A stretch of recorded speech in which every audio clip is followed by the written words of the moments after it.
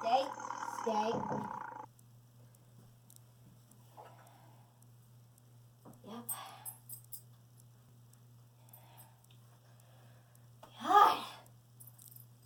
I'm telling you, they don't know when to quit. Well, I guess that's pretty much in their nature. I mean, they are carnivores. Hey, I'm Emily.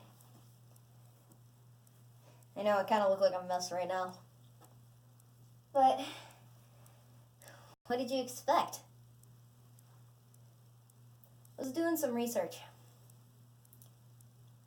Research on what, you ask? Tigers. All the different types. Just came back from a marsh. Yeah, I know I don't look what, but sure look hassled.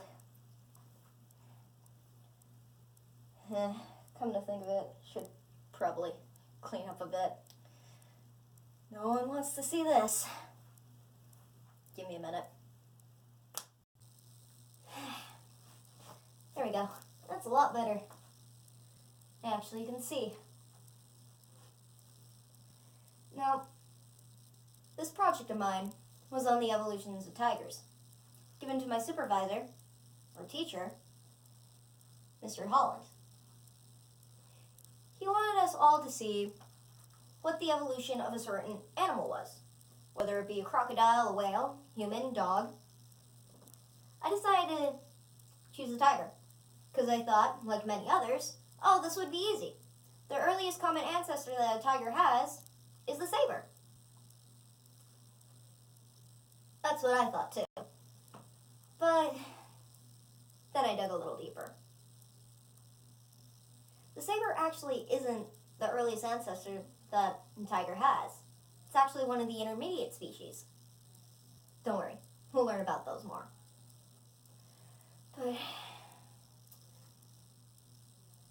don't tell me.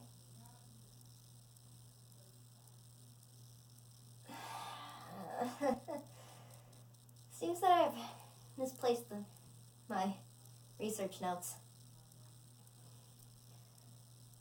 Well, looks like I'm going back to the marsh. Hopefully they're a little more docile this time. Guess we're gonna see. Here goes nothing.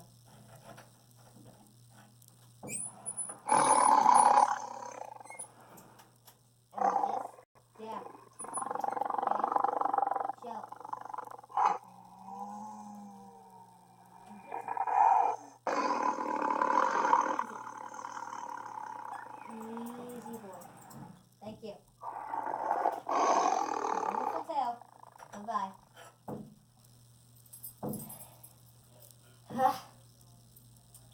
Still a little hostile. But, you know, can't be helped really. Let's see here.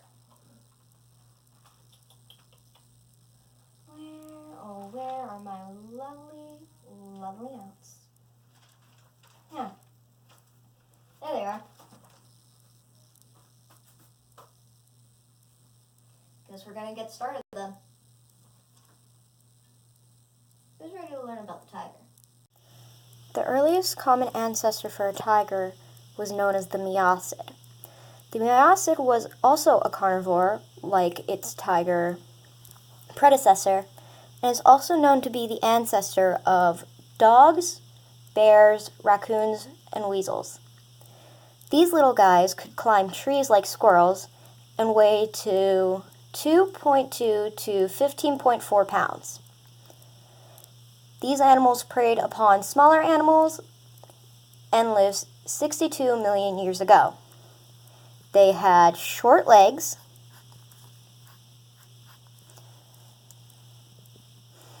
but long claws to escape by climbing trees. They had very long, thin teeth. that could easily be regrown because they were easily broken. These guys, like their tiger ancestors, lived in jungles, most commonly found in early Europe, North America, and China. Even though some scientists believe that the Miacids were the first ancestor of the modern-day tiger, some will argue that the Pro-Allosaurus was the first. This cat was larger than the modern cats we see today and weighed as much as a Dutch hound. Dutch hounds currently weigh 16 to 33 pounds. So that's how much this one would weigh. These were still carnivores and lived from 25 million to 20 million years ago. These guys stalked prey from branches, as you can see in this picture. These guys are part of the Philodina family of big cats, mongoose, and hyenas. These guys lived in the late Oligocene through the early Miocene period. They have large eyes, sharp teeth and claws, and their claws were somewhat retractable. These bigger cats also lived in the jungles along with living in Europe. Next in line we have the Pseudailarus. These guys lived in Asia, Africa, and North America.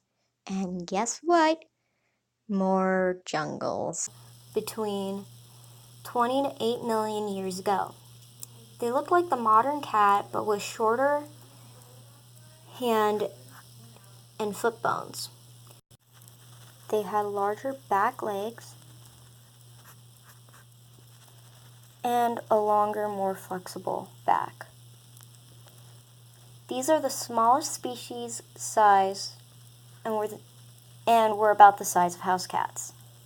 The largest size was of a cougar, aka 5 feet long and 50 pounds.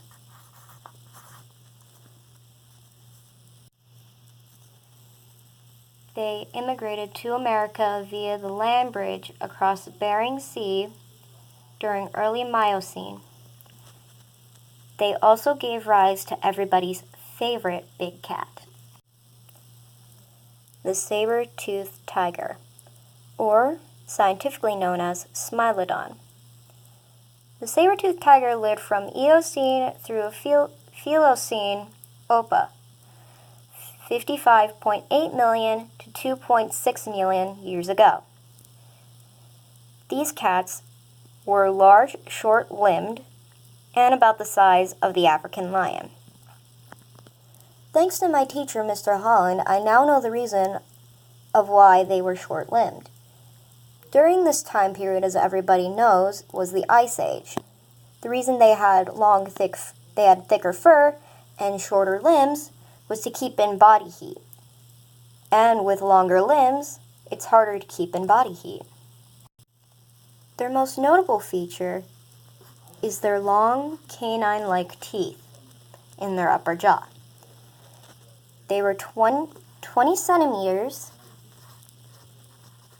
or 8 inches long. They were commonly used for stabbing and slashing attacks and on possibly large animal herbivores such as the mastodon, or more commonly known as the woolly mammoth. Its skull was modified for strong neck muscles to bring the head down. The lower canines were reduced, and the molars formed shearing blades, not grinding surfaces.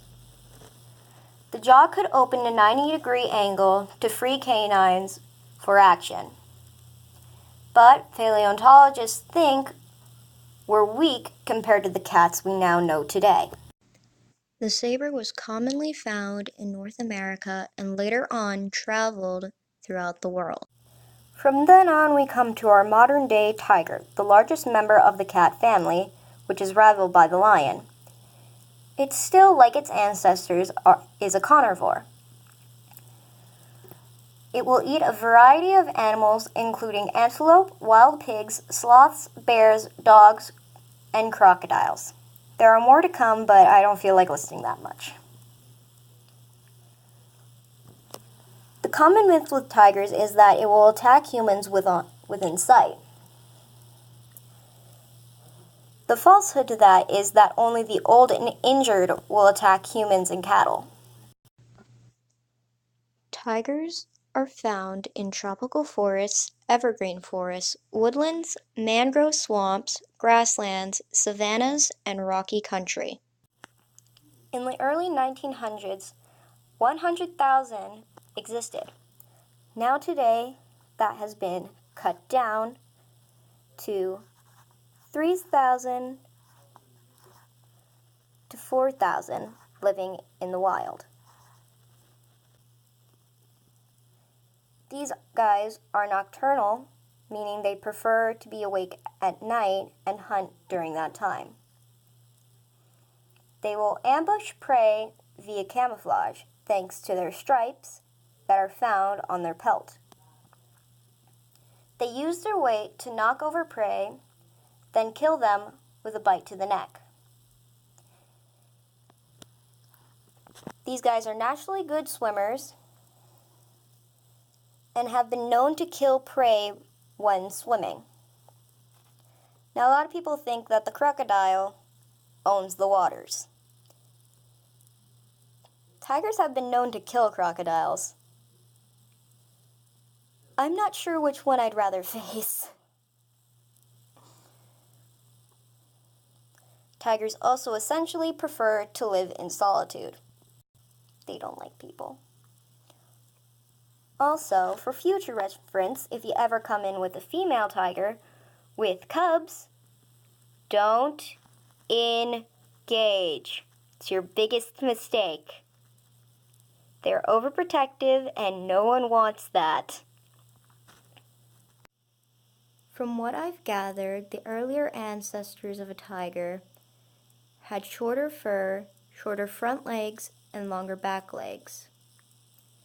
The saber had thicker fur, and all legs were short, but the teeth were longer, whereas the earlier ancestors had thinner, easily breaking teeth. The tiger today has more of the saber's traits, thicker fur and thicker, longer teeth. But it kept all of its legs at a modern height, meaning they're a little bit longer than what the sabers were. The reason for the earlier ancestors' adaptations was because their world was starting to become a little bit colder, thus leading to the saber's generation.